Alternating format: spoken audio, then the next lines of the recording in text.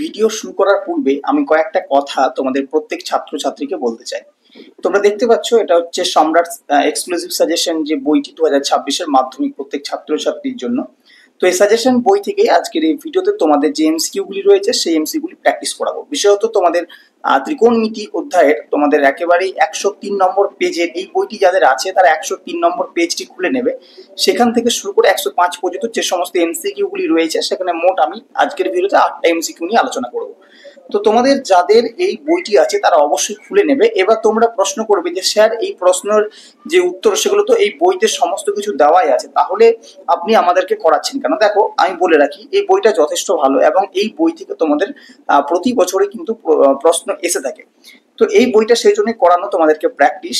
যদিও এই বইতে উত্তরগুলি করে দেওয়া আছে, কিন্তু কিছু কিছু অঙ্ক কি আছে একেবারে ডাইরেক্ট করে দেওয়া আছে, কিছু কিছু কিছু ক্ষেত্রে খুব বড় পদ্ধতি দেওয়া আছে। তো সেগুলো আমি তোমাদের একেবারে সহজ সরলভাবে বুঝিয়ে দেবো এবং কোনো কোনো জায়গায় যেখানে স্টেপ জাম্প করে করা আছে অনেকেই বুঝতে পারছো না সেই জিনিসগুলো কিভাবে হচ্ছে সেগুলো আমি তোমাদের একেবারে খুঁটিনাটি বুঝিয়ে বলবো এই ভিডিওতে। তো তোমরা প্রত্যেকেই যারা এই বইটি কিনেছো বা যারা এই বইটি কেননি প্রত্যেকেই কিন্তু এই ভিডিওটি দেখতে থাকো, কারণ এতে তোমাদেরই অনেকখানি উপকার লাগবে। তো তোমরা প্রথমেই দেখো একেবারে পেজ নম্বর আমরা চলে আসবো 103। ঠিক আছে, 103 নম্বর পেজে আমরা এলাম। 103 নম্বর পেজ, 103 নম্বর পেজ ত্রিকোণমিতি, এখান থেকে শুরু। আগে আমরা ত্রিকোণমিতি অধ্যায়টিকে শেষ করব, তারপর বাকি যে অধ্যায়গুলি আছে ধীরে ধীরে আমরা প্রত্যেকটাই একটা সময় শেষ করে দেবো। তোমাদের মাধ্যমিক ফাইনালের আগেই, অনেক আগে শেষ হয়ে যাবে, কোনো চাপ নেই। তো প্রথম 103 নম্বর পেজে তোমরা প্রথমে যে অঙ্কটি আছে সেটা দেখতে পাচ্ছ। একটি সুষম ষড়ভুজের প্রতিটি অন্তঃকোণের বৃত্তীয় মান কত? ঠিক আছে, অপশন এ তে আছে π/3, অপশন বি তে আছে 2π/3, অপশন সি তে আছে π/6, অপশন ডি তে আছে π/4। তো এই অঙ্কটি তোমাদের আমি কোর্সে দেখাবো যে কিভাবে করছে।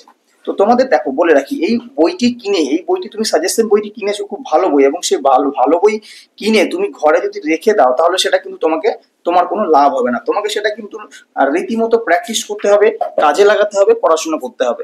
তাই তোমাদেরকে এই যে বইটি আছে সম্পূর্ণভাবে করতে হবে, রেখে কিন্তু কোনো লাভ হবে না, তাই তোমাদেরকে পড়ানো। তো আমাদের যে অঙ্কটি ছিল সেটা ছিল একটা ষড়ভুজের আমি 1 নম্বর দিচ্ছি। ঠিক আছে, তো একটা ষড়ভুজের প্রতিটি অন্তঃকোণের বৃত্তীয় মান। তো আমরা জানি যে একটা ষড়ভুজের বহিঃকোণ বের করার সূত্র কি হয়?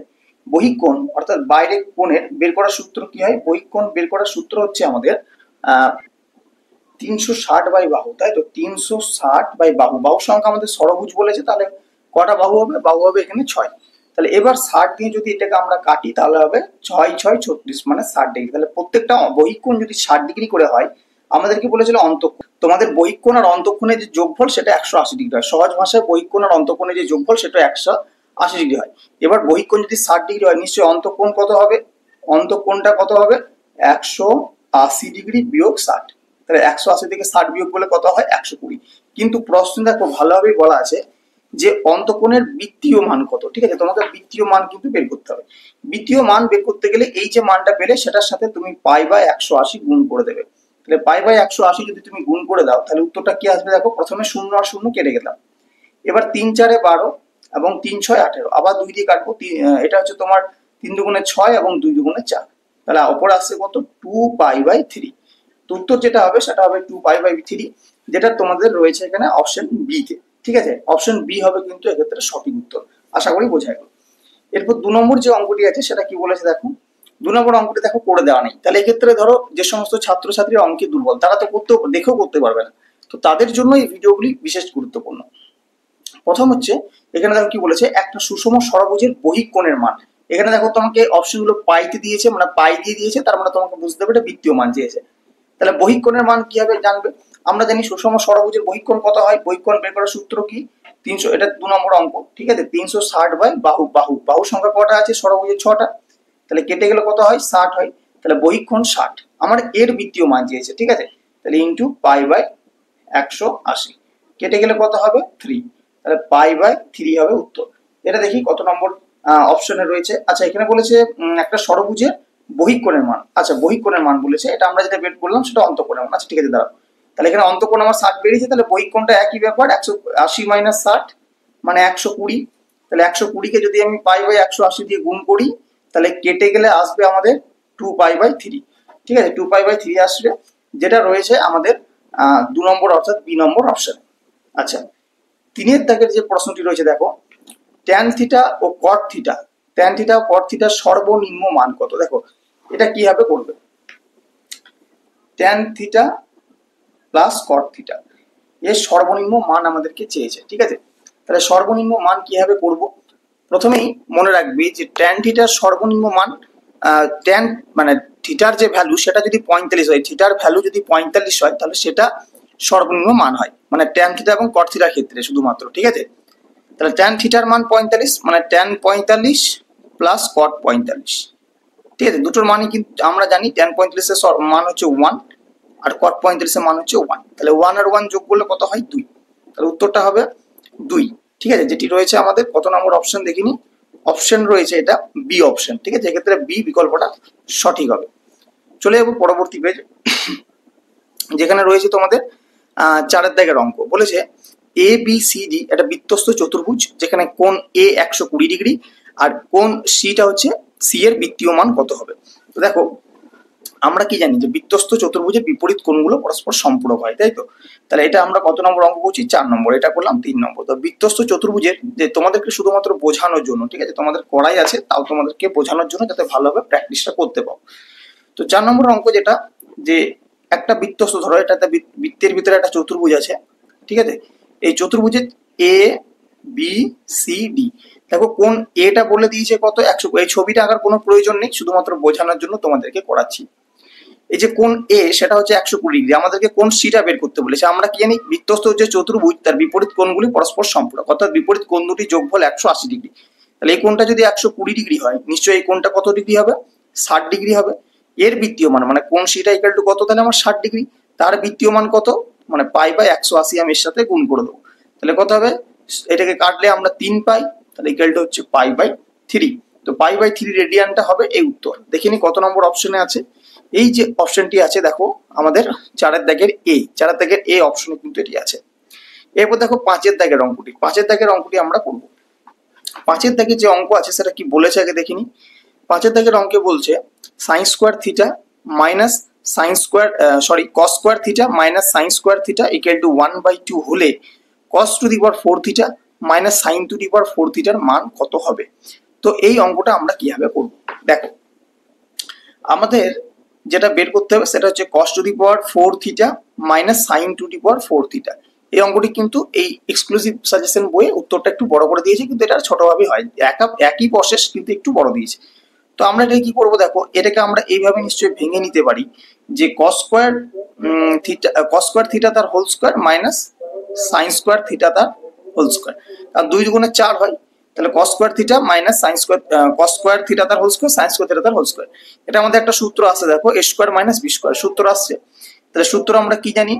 a minus B a plus B, তার মানে a প্লাস দিয়ে একবার লিখবো সাইন স্কোয়ার থিটা, আর একবার লিখবো কি মাইনাস দিয়ে। তাহলে cos square theta minus sine square theta সূত্র আমরা জানি তো, স্কোয়ার মাইনাস বি স্কোয়ারের সূত্র। তাহলে দেখো cos square theta plus sign square theta মান আমরা কত জানি? 1। আর দেখো cos square theta minus sine square theta মান কিন্তু প্রশ্নে বলেই দিয়েছে, কত বলেছিল? cos square theta minus sine square theta মান বলেছে 1/2। তাহলে আমরা এখানে 1/2টা বসিয়ে দিলাম। তাহলে 1/2 এর সাথে 1 গুণ করলে কত হয়? 1/2 হয়, হয়ে গেল। দেখো মাত্র কত লাইন গেল? 3টে লাইন বা 4টে লাইন, 4টে লাইনে কিন্তু অঙ্কটা হয়ে গেছে, ঠিক আছে। এখানেও একইভাবে করা আছে, কোনো অসুবিধা নেই, কিন্তু একটু অন্যরকম ভাবে দেওয়া আছে, একটু এই জায়গাটা একটু অন্যরকম ভাবে দেওয়া আছে, তো এইভাবে তুমি করে নেবে। তো এখানে 1/2 হবে সঠিক উত্তর, অপশন ডি। এবারে যে 6-এর দাগের অঙ্কটি, 6-এর দাগের অঙ্কটি কিন্তু একটা বোঝার অঙ্ক, তোমরা কিন্তু একটু ধীর মস্তিষ্কে একটু শান্তভাবে কিন্তু ভিডিওটা স্কিপ না করে দেখতে থাকবে। এইভাবে কিন্তু আমি প্রতিনিয়ত তোমাদের এক্সক্লুসিভ বই থেকে সাজেশনে যে অঙ্কগুলি রয়েছে প্রত্যেকটা প্র্যাকটিস করাবো, তোমরা কিন্তু করতে থাকবে। আর কোনো জায়গায় কোনো সমস্যা হলে, বুঝতে অসুবিধা হলে অবশ্যই কমেন্ট করে জানাবে, নইলে আমি তো বুঝতে পারবো না তোমাদের কোন জায়গাটা অসুবিধা হচ্ছে। তো 6-এর দাগের দেখতে পাচ্ছ কি আছে? 0 degree greater than equal to theta, sorry less than equal to theta আর less than equal to 90 degree হলে কোনটি সঠিক হবে? 4টি অপশন আছে। এই ধরনের অঙ্ক মাধ্যমিক পরীক্ষায় এসেও থাকে। তো এই ধরনের অঙ্কগুলিকে কিভাবে আমরা সমাধান করব, এখানে যে প্রসেসটা দেওয়া আছে ঠিক এই প্রসেসে করব, কিন্তু তোমাদেরকে বুঝতে হবে, ঠিক আছে, কিভাবে করব। দেখো এখানে থিটার যে মান সেটা কিন্তু 0 ডিগ্রি থেকে বড় হতে পারে অথবা সমান হতে পারে, আর 90 ডিগ্রি থেকে সমান হতে পারে অথবা ছোট হতে পারে, এর মানেটা হচ্ছে তাই। এবার এটাকে কিভাবে করব? আমাদের দেখো এখানে অপশনে কিন্তু কিসে কিসে ভ্যালু আছে, সাইন থিটা আর কস থিটা, ঠিক আছে। এখানে মধ্যে কোনটা অপশন হবে, তাই তো, গ্রেটার দেন 1 নাকি লেস দেন 1 নাকি গ্রেটার দেন ইকুয়াল টু 1 নাকি লেস দেন ইকুয়াল টু 1, এটা আমাদের আছে। তো এটা আমাদেরকে করতে হবে। তো এটা এর জন্য আমরা খাতার পরবর্তী পেজে চলে যাচ্ছি, ঠিক আছে। এখানে আমরা এটা করব সমাধান। তো দেখো, এটাকে যদি সমাধান করতে হয় আমাদেরকে, তো আমাদের প্রথমে লিখতে হবে যে সাইন থিটা আর cos theta, sine theta plus cos theta, ঠিক আছে। এবার ধরো আমি একটা ত্রিভুজ কল্পনা করছি, ত্রিভুজটা হচ্ছে এ বি সি, এটা একটা সমকোণী ত্রিভুজ, তাই তো। তাহলে এটা যদি একটা সমকোণী ত্রিভুজ হয়, তাহলে এটা অতিভুজ, এটা লম্ব, এটা ভূমি। অঙ্কগুলো কিন্তু বুঝবে, এমন নয় যে এটা 1 নম্বর দিয়েছে মানে 1 নম্বরই আসবে 2 নম্বরে আসবে না, এমন কিন্তু হতেই পারে না। সাইন থিটা মানে আমরা কি জানি, সাইন থিটা মানে আমরা জানি লম্ব বাই অতিভুজ। তো লম্ব আমাদের এখানে এবি, তাহলে এবি বাই অতিভুজ মানে কত, এসি। আর কস থিটা মানে আমি কি কি জানি, কস থিটা মানে থিটা কোণ যদি ধরি, কস থিটার কি হয়, ভূমি বাই অতিভুজ, এটা হচ্ছে ভূমি আর এসিটা হচ্ছে অতিভুজ। এবার নিচের দুটো যদি লসাগু যায় এসি, তো এসি যদি লসাগু যায় উপরে দুটো যেমন আছে তেমন নেমে যাবে, কারণ একই আছে। তাহলে এবি প্লাস বিসি। এবার ত্রিভুজের আমরা ক্লাস 8-এ একটা উপপাদ্য পড়েছিলাম, সেখানে লেখাই ছিল যে ত্রিভুজের যে কোনো দুটি বাহু যোগফল তৃতীয় বাহুর অপেক্ষা বৃহত্তর। তো দেখো, এই যে তাহলে যে কোনো দুটি বাহুর যোগফল, ধরো এবি প্লাস বিসি, এই দুটো বাহুর যোগফল, এবি বাহুর যোগফল, এবি প্লাস বিসি দুটি বাহুর যোগফল নিশ্চয়ই গ্রেটার দেন এসি, এসি বাহুর থেকে বৃহত্তর, তাই তো। এসি বাহুর থেকে বৃহত্তর, কারণ যে কোনো দুটি বাহুর যোগফল তো দ্বিতীয় বাহুর থেকে বৃহত্তর হয়। তাহলে আমি ধরছি যে AB plus BC greater than হচ্ছে এসি। তাহলে এটাকে আমরা এইভাবে নিশ্চয়ই লিখতে পারি যে এবি প্লাস বিসি, এই এসিটা যেটা রয়েছে এটাকে আমরা নিচে নিয়ে চলে আসবো। নিচে যদি নিয়ে চলে আসি তাহলে এখানে কি থাকবে, 1 থাকবে, কারণ কোনাকুনি গুণ করলে আবার একই হয়ে যাবে, ঠিক আছে। এসিকে আমরা নিচে নিয়ে চলে এলাম। তাহলে এই জায়গাটা ভালোভাবে দেখো, AB plus BC by AC greater than 1 আসছে, ঠিক আছে। এখানে আমার কি লেখা আছে, AB plus BC by AC, ঠিক আছে। এর ভ্যালু কত, 1, মানে গ্রেটার দেন 1। আর এটা মানেই কোনটা, sign theta plus cos theta, এটাকে ভেঙে আমরা এটাকে পেয়েছিলাম। তার মানে sign theta plus cos theta greater than 1। আশা করি বোঝা গেল। পরবর্তী অঙ্ক হচ্ছে আমাদের 7 নম্বর অঙ্ক। আজকের ভিডিওতে 8টা অঙ্ক করাবো, কারণ এর বেশি অঙ্ক করাবো না। আগে দেখবো যে তোমরা আমাকে কেমন ভাবে সাপোর্ট করছো, তোমাদের কতখানি এই ভিডিওগুলো পছন্দ আসছে। তোমাদের যদি দেখি খুব বেশি সংখ্যক তোমরা এগুলো পছন্দ করছো, তোমাদের খুব এগুলো ঠিকঠাক লাগছে, তোমাদের বুঝতে কোনো অসুবিধা হচ্ছে না, তাহলে আমি তোমাদের জন্য প্রতিনিয়ত কিন্তু এই বিষয়টার উপর ভিডিও করে যাব। 7 দাগের অঙ্কটা দেখতে পাচ্ছ, দেওয়া আছে 4/sec square theta plus 1/1 plus cot square theta plus 3 sign square theta, এর মান কত হবে। 4টি অপশন আছে, 4, 5, 3, 2। আচ্ছা, আগের যে অপশনটা এলো সেটা কোনটা হলো জানো, হ্যাঁ অপশন 6 দাগের এটা হবে, ঠিক আছে। Sign theta plus cos theta greater than 1, যেটা আমরা বের করলাম। তাহলে 7 দাগের এই যে অঙ্কটি আছে সেটার উত্তর আমাদেরকে বের করতে হবে। এবার অঙ্কটা প্রথমে আমি টুকে নিই খাতায়, তারপর উত্তরটা বের করবো। প্রথম অঙ্কটা দেখো কি আছে, 7 দাগের অঙ্কটা আছে 4/sec square theta plus 1/1 plus cot square theta plus 3 sign square theta, এটা আমাদের অঙ্কটা আছে। এবার এই যে অঙ্কটা আছে সেটাকে আমাদেরকে সমাধান করতে হবে, এর একটা মান আমাদেরকে বের করতে হবে। দেখো কিভাবে করব। আমরা প্রথমে এটাকে ইকুয়াল টু দিলাম।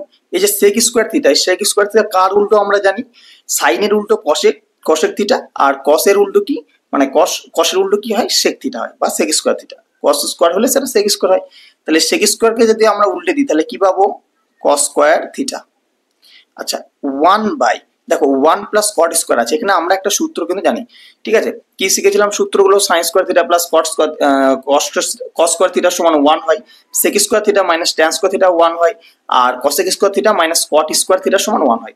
কি বললাম, কসেক স্কোয়ার, আর একবার বলি সূত্রটা, cosec square theta minus cot square theta equal two 1 হয়, তাই তো।